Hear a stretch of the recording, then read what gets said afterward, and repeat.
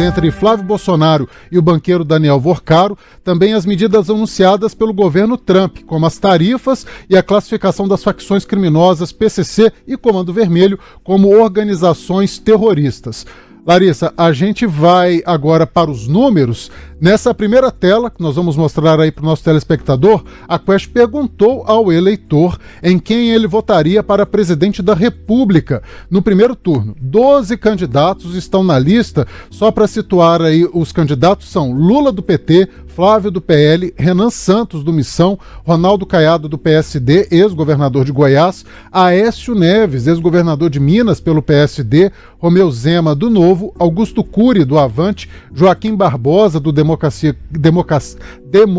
Cristã, Samara Martins da Unidade Popular, Cabo Daciolo do Mobiliza, Edmilson Costa do PCB, Ero Bezerra do PRTB, tem também indecisos, branco, nulos. Mas vamos ao que interessa. Lula tem aí no primeiro turno, nas intenções de voto, 10 pontos à frente de Flávio Bolsonaro. Lula do PT com 39 pontos, Flávio Bolsonaro com 29 pontos nessa pesquisa divulgada hoje. Renan Santos, Caiado, Aécio, Zema, Augusto Cury, Joaquim Barbosa, que foi colocado pela primeira vez como candidato, todos variam aí entre 1% e 3%, empatados tecnicamente todos eles em terceiro lugar. Indecisos somam 10%, branco, nulo e disseram que não vão votar 9%.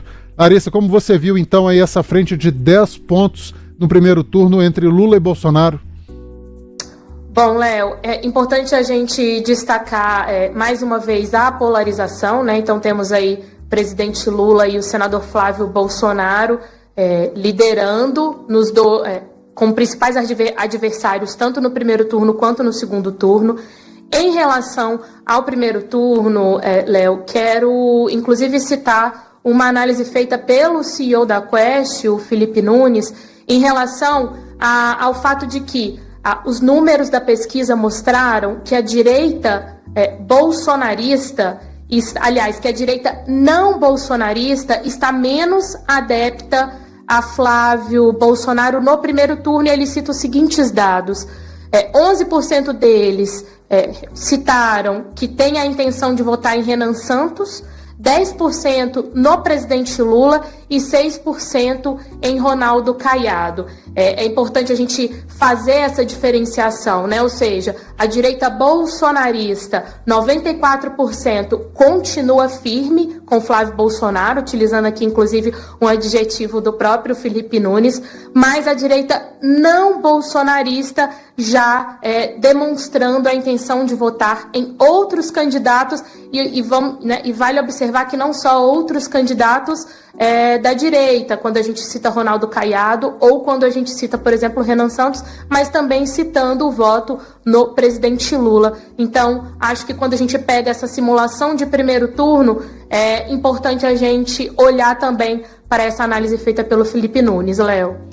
Justamente, a gente tem, você trazendo bem essa direita bolsonarista e essa esquerda lulista, a gente tem uma variação, né, Larissa, entre 30% a 40% desses dois grupos que são ali cristalizados e que dificilmente mudariam de opinião. Talvez no início da campanha do Flávio Bolsonaro a gente teve até uma reação do próprio mercado financeiro, muita gente gostaria pelo menos que talvez pudesse ser um outro nome fora da família Bolsonaro, pudessem escolher assim um nome de direita, mas que não fosse da família Bolsonaro, para tentar mudar um pouco esse viés e tentar reduzir essa polarização. Mas o Flávio foi ali aos poucos tentando mostrar que é um nome mais ponderado, mais moderado, um pouco diferente do pai dele, do Jair Bolsonaro. Isso não é uma crítica, não é segredo para ninguém. Ele próprio disse aqui nessa bancada do Jornal O Tempo de que é diferente do pai, tem um perfil mais conciliador, de maior conversa. Ele foi cristalizando aos poucos a sua própria candidatura e hoje está aí aparecendo com 29% nessa intenção de voto no primeiro turno, mostrando que permanece permanece firme e angariando votos de centro. Enquanto outros nomes, né, que se apresentavam nessa disputa, como Romeu Zema e Ronaldo Caiado, tentando crescer nas pesquisas, os votos deles também permanecem cristalizados, não tiveram aí alterações de acordo com as últimas pesquisas. Larissa, me chamou muita atenção ontem, a gente não tem aqui essas sonoras, mas eu trago esse comentário para nossa conversa, para essa nossa análise, que Ronaldo Caiado e Zema ontem eles deram entrevista. Zema chegou a dizer, inclusive, parou de criticar, né, Flávio Bolsonaro, colocando a culpa, né, da classificação como organização terrorista no governo Lula, ou seja, talvez até apostando que eles pudessem ir para um segundo turno com dois nomes da direita, né, como se os candidatos fossem talvez Flávio Bolsonaro e Romeu Zema, ou Flávio Bolsonaro e Ronaldo Caiado. Eu percebi nessas duas entrevistas ontem que tanto Caiado quanto Zema, eles estão optando por atacar o presidente Lula, com a intenção talvez de tirar a esquerda desse segundo turno, ao invés de atacar Flávio Bolsonaro para ser o único nome da direita no segundo turno. Foi a observação que eu fiz nessas entrevistas de ontem. Léo, a gente observa, né, que Ronaldo Caiado e Romeu Zema estão buscando ali calibrar os seus discursos, né, calibrar as suas narrativas. Então, por exemplo, se a gente pega as últimas declarações de Romeu Zema, por exemplo, né, é o que você disse, a gente viu que logo ali quando foi feita a primeira revelação de áudios enviados por Flávio Bolsonaro a Daniel Vorcaro, em relação ao financiamento daquele filme que conta a história de Jair Bolsonaro, né, logo que aconteceu essa revelação, Romeu Zema fez uma crítica muito enfática a Flávio Bolsonaro, e motivou, inclusive, reações também enfáticas por parte de familiares, né, de integrantes ali da família Bolsonaro, como o Carlos Bolsonaro, por exemplo, né. Depois a gente viu essa crítica, né, perdendo um pouco de força, ele foi ali modulando o discurso. Já Ronaldo Caiado vem evitando comentar, por exemplo, essa polêmica Flávio Bolsonaro e Daniel Vorcaro, evitando ali apontar dedos para culpados. Quando ele é questionado sobre esse tipo de assunto, ele dá uma resposta mais genérica, no sentido de que ele é o candidato que representa ali o centro, enfim, que não estaria em nenhum dos dois extremos. Então eles estão modulando esses discursos, né? E vamos entender como que eles vão calibrar isso a partir ali do início efetivo da campanha eleitoral, a partir de agosto, né? Porque aí os holofotes de fato vão virar ali praticamente 100% para a disputa eleitoral, né? Começa a dominar o noticiário, e aí vamos entender como que vai ser essa modulação do discurso dos dois, Léo.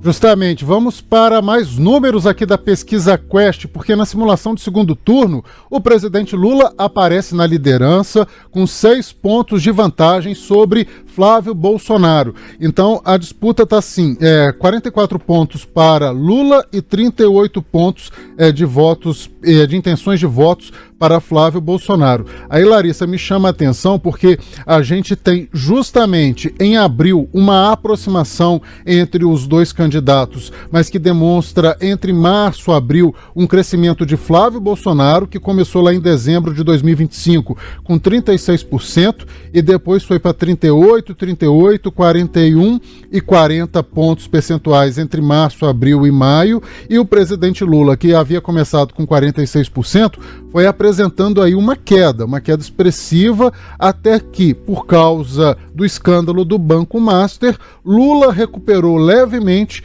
e Flávio Bolsonaro também teve uma queda. Agora a gente tem aí os dois candidatos separados por 6 pontos percentuais, já fora da margem de erro. A gente pode entender isso aí como um respiro, como um fôlego na candidatura do presidente Lula? Léo, é um dos pontos que a gente pode levantar, e também outro ponto muito importante, e é algo que sempre o Felipe Nunes, CEO da Quest, destaca quando faz as suas análises ali da pesquisa, que é em relação aos independentes, né? A importância dos independentes nessas pesquisas eleitorais da Quest, inclusive para entender para qual lado eles estão caminhando. Quando a gente fala de eleitor independente, é aquele que não se diz, né, de direita ou de esquerda, e com base nisso o Felipe Nunes fez a seguinte análise, né? Em relação ao segundo turno, ele diz o seguinte: a mudança mais expressiva aconteceu nos independentes que trocaram Flávio por Lula, mas também chama a atenção a oscilação que Flávio obtém entre a direita não bolsonarista, ou seja, uma oscilação negativa. Então, ele mostrando que os independentes, nessa pesquisa, caminharam ali, trocaram Flávio pelo presidente Lula. Mas ele também faz a ressalva, que foi algo que você apontou, Léo, que os outros candidatos da direita não estão se mostrando tão competitivos quanto Flávio Bolsonaro. E aí também a gente vê os números gerais, quando a gente pega primeiro turno, segundo turno, aí a gente vê os números um pouco mais... esses números mostram, de fato, essa competitividade maior de Flávio Bolsonaro, mas Felipe Nunes também fazendo essa avaliação, essa análise em relação aos independentes, né? Nesse levantamento, trocando ali Flávio pelo presidente Lula, Léo. Justamente. A pesquisa Quest, Larissa, também perguntou para os eleitores quem foi mais afetado negativamente pelo escândalo do Banco Master. Então, vamos a esses números também. Olha só, em março, maio e junho, em março, todos eles, antes da revelação desses áudios envolvendo aí o filme Dark Horse. Em maio, também ainda havia sido antes, né? A pesquisa Quest não tinha sido feita após a divulgação dos áudios, mas a gente percebe que a percepção do eleitor em relação ao escândalo do Banco Master afeta de maneira generalizada todos os políticos. Eram 40% em março, 46% em maio, em junho agora, a pesquisa divulgada hoje, 44%. Muita gente coloca, achando que afeta mais a família Bolsonaro, 9% em maio, agora 16% em junho, justamente após a divulgação da relação de amizade entre Flávio e Daniel Vorcaro. O governo Lula permanece aí atingido pelo escândalo do Banco Master, de acordo com a pesquisa, em 10, 11, 10% agora em junho. STF Judiciário também é atingido em alguma medida maior. A pesquisa de maio mostra um impacto maior porque foram revelados aqueles valores astronômicos dos contratos do Banco Master com o escritório Barsi de Moraes, a esposa do ministro Alexandre de Moraes. Tem também a percepção em relação ao Banco Central, ao Congresso Nacional. Ou seja, Larissa, eu percebo aí, olhando agora essa próxima tela, esses números, que a gente vê um impacto da percepção do eleitor, porque na verdade a gente ainda também não sabe os rumos e os dados oficiais dessa investigação, né? Nós tivemos aí alguns áudios que foram vazados, uma informação ali, outra informação aqui que é divulgada ou vazada pela imprensa, mas a gente ainda não tem de fato nenhuma conclusão dessa investigação. Então essa percepção do eleitor também, ela fica um pouco vaga, e a gente tem a impressão de que vai ser um grande escândalo que vai atingir os três poderes aí em Brasília, mas de fato é apenas uma percepção, né? Léo, importante esses números que você nos trouxe, né? A variação, digamos assim, em relação a quem acha que o escândalo do Master afeta mais a família Bolsonaro. Você destacou aí pra gente que subiu de 9% para 16%, mas dentro dessa análise também, um ponto importante para a gente destacar, para além da questão do Master, né, é que em relação tanto ao tarifaço dos Estados Unidos quanto à agenda de Flávio Bolsonaro com Trump, né? A gente teve um número expressivo de pessoas, digamos, aprovando o fato de que o governo dos Estados Unidos classificou o Comando Vermelho e o Primeiro Comando da Capital como organizações terroristas, mas a pesquisa também mostra que 53% das pessoas ouvidas avaliam que a classificação de terrorista dessas organizações criminosas como organizações terroristas vai prejudicar o sistema financeiro, ou seja, 53% achando isso, né? Por quê? Porque quando aconteceu a classificação, e a gente falou disso aqui também no primeira análise, né?